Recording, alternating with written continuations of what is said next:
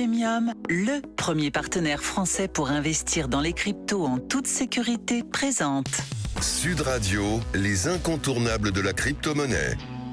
Thomas Binet. Bienvenue dans ce nouvel épisode d'Oser Investir, les incontournables de la crypto-monnaie. Je suis accompagné ce soir de Pierre Noisa, président, fondateur de Paymium. Bonsoir Pierre. Bonsoir Thomas. Pierre, vous allez aujourd'hui nous parler d'un événement qui s'est passé le 22 mai 2010. On va faire un peu d'histoire avec vous ce soir et qui est célébré par les bitcoiners du monde entier. Mais d'abord, expliquez-nous ce qui s'est passé ce jour-là, donc le 22 mai 2010. Oui Thomas, en 2010, il n'existait pas encore de marché structuré pour échanger des bitcoins contre des monnaies traditionnelles ou des biens physiques. La valeur du bitcoin était donc essentiellement théorique. C'est alors que Laszlo Agnès, un développeur informatique et utilisateur précoce du bitcoin, décide de tenter une expérience. Le 22 mai 2010, il publie un message sur un forum dédié au bitcoin proposant de payer 10 000 bitcoins à quiconque lui livrerait 2 pizzas. Alors en effet, à cette époque, j'imagine que peu de gens ont compris et répondu à son message.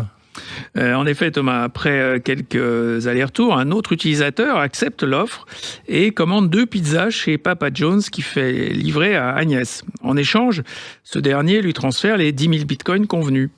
À l'époque, cette somme correspond à 40 $ américains, soit un prix raisonnable pour 2 pizzas. Alors pourquoi ça reste un événement célébré encore aujourd'hui ? Le 22 mai est devenu le Bitcoin Pizza Day, célébré chaque année, car c'est une date emblématique pour tous ceux qui s'intéressent ou utilisent les crypto-monnaies. Cette transaction pour 2 pizzas, à la fois anecdotique et symbolique, marque la première utilisation documentée du Bitcoin pour l'achat d'un bien tangible. C'est un moment fondateur qui illustre l'évolution du statut de Bitcoin de curiosité technologique obscure à actif financier mondialement reconnu. Parce que ça montre la progression spectaculaire de la valeur du Bitcoin, c'est bien ça ? Oui, avec le recul, cette transaction est devenue légendaire. En effet, au fil des années, la valeur du Bitcoin a connu une croissance soutenue. Lors des pics de marché, ces 10 000 Bitcoins ont représenté des centaines de millions de dollars. Au prix d'aujourd'hui, 10 000 Bitcoins valent plus de 600 millions d'euros.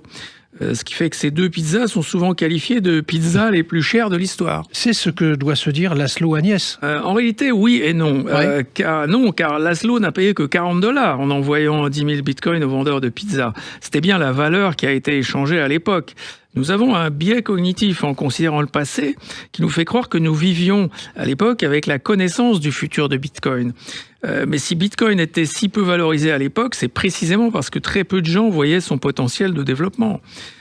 Cependant, si Laszlo Agnès avait posté le même jour l'offre symétrique d'acheter des bitcoins avec des dollars, il aurait pu récupérer ces 10 000 bitcoins, mais à un prix très certainement supérieur aux 0,4 centimes de son achat de pizza. Pourquoi donc ? Expliquez-nous, Pierre. Parce que sa transaction publique a provoqué un changement dans la perception de Bitcoin, qui a été utilisé ce jour-là pour la première fois comme un réseau de paiement de pair à pair. La valeur potentielle d'un tel réseau est immense, car contrairement au réseau de paiement bancaire, il permet de payer sans interruption et sans contrainte, instantanément, dans le monde entier. Laszlo Agnès lui-même a souvent déclaré qu'il ne regrettait pas sa transaction. Pour lui, ces bitcoins n'avaient pas encore de valeur significative à l'époque. Et l'objectif était précisément de démontrer qu'ils pouvaient être utilisés concrètement. Sans ce type d'initiative, le bitcoin aurait sans doute mis plus de temps à se développer. Alors on peut donc acheter des biens ou des services avec Bitcoin aujourd'hui alors que son prix augmente chaque année ? Bien sûr, Thomas, on peut utiliser une monnaie déflationniste pour payer une facture. Lorsqu'on regarde la facture un an plus tard, on peut avoir le sentiment de l'avoir surpayé, mais c'est une illusion. On ne peut pas connaître le prix du bitcoin dans un an quand on dépense des bitcoins aujourd'hui. Et si on est persuadé qu'il va valoir plus cher, alors il faut différer son achat ou utiliser plutôt ses euros. On va dépenser une partie de son épargne en bitcoin seulement pour payer un achat qu'on ne veut pas ou qu'on ne peut pas différer. Merci Pierre. Alors, on va en profiter pour peut-être déguster ensemble une pizza, puisque c'est quand même très volontiers. Voilà, de votre chronique ce soir. On vous donne rendez-vous, Pierre, mercredi prochain pour un autre numéro d'Oser Investir, les incontournables de la crypto-monnaie. Et pour ce qui me concerne, rendez-vous dimanche matin dès 9h25 sur Sud Radio. Sud Radio, les incontournables de la crypto-monnaie. Thomas Binet. avec Paymium, le premier partenaire français pour investir dans les cryptos en toute sécurité.